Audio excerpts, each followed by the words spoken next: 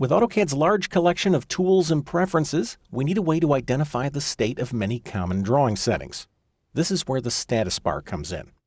The status bar is located at the bottom of the screen, and it displays information about the drawing environment as well as the current state of many of our drawing settings. Let's take a look. First of all, this area over here on the left shows us the location of our cursor. As I move around on screen, you can see those coordinates changing. Next, we have a row of icons that represent several common drawing settings. If you hover over an icon, AutoCAD will tell you the setting that it controls. Note that you can also see the keyboard shortcut there as well. Now, each of these icons is a toggle. If you click it once, you can turn the setting off. Click it again, you can turn it on. The icons that are light blue are the ones that are currently turned on. Now, I'd like to make a change.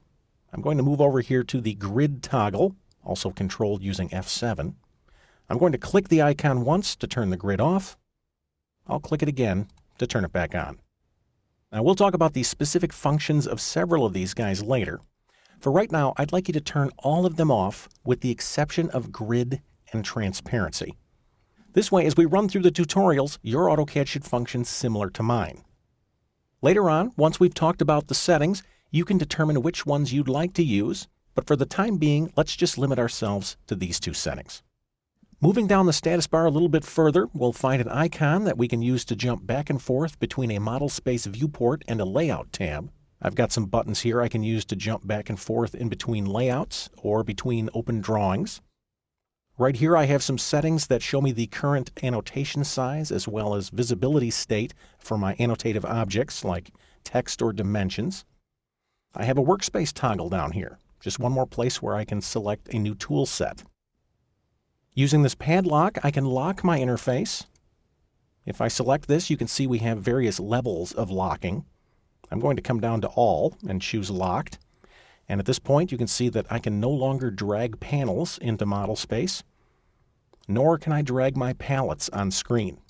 Essentially, the interface is completely locked down. I'm going to click the padlock again. We'll put things back the way they were. The icon right next to the padlock is displaying whether hardware acceleration is turned on. If you are using an Autodesk certified video card, you'll want this setting turned on.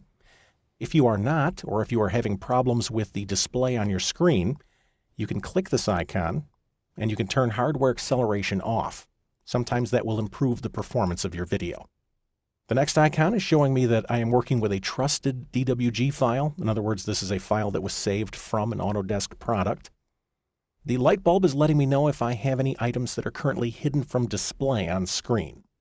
And finally, I have an icon down on the end called Clean Screen, also toggled using Control-0. If I click this, AutoCAD will hide the display of many of my interface items and allow me to view my drawing as large as possible on screen. This is a nice tool to use if you're having a meeting with a consultant and you'd like to display your drawings on screen. I'm going to move back down. I'll click Clean Screen again to put things back the way they were. As you can see, the status bar is a place where you'll be checking often. It's a one-stop shop for accessing popular drawing and environment settings, not to mention allowing us to identify the state of those settings at a glance.